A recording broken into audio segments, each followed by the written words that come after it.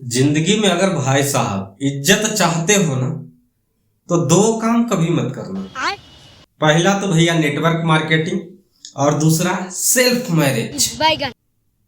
Self marriage जैसा कोई चीज नहीं होता है, लव मैरिज होता है।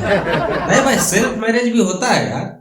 वो जो लड़की से हम अपनी मर्जी से शादी करते हैं उसको क्या लव मैरिज बोलते हैं? तो आपका भाई ना थोड़ा पढ़ा लिखा कम है।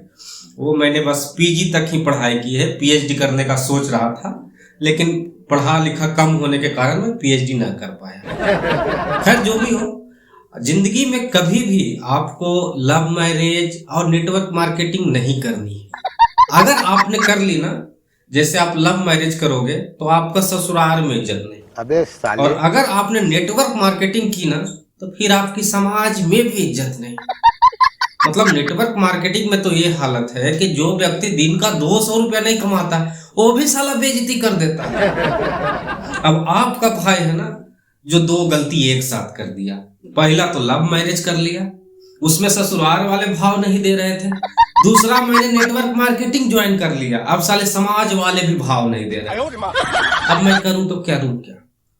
मेरी पत्नी बोल रही है हम भूखे रह लेंगे, पानी पी पर रह लेंगे, लेकिन आप नेटवर्क मार्केटिंग छोड़ दो। अब उसको कैसे समझाऊं, कैसे छोड़ दो? उसमें 500 कुछ रुपया लगा हुआ है मेरा। और ज्वाइन मैं अपनी मर्जी से नहीं किया था, मेरा एक दोस्त करवाया था जो मुझे बड़ा बड़ा सपना दिखाया था कि बहुत ही जल्द तुम करोड़पति अरबपति बन जाओगे।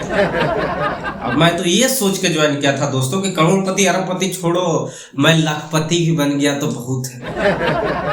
लेकिन स्ट्रगल जारी है, सफलता एक दिन में थोड़े मिलती है।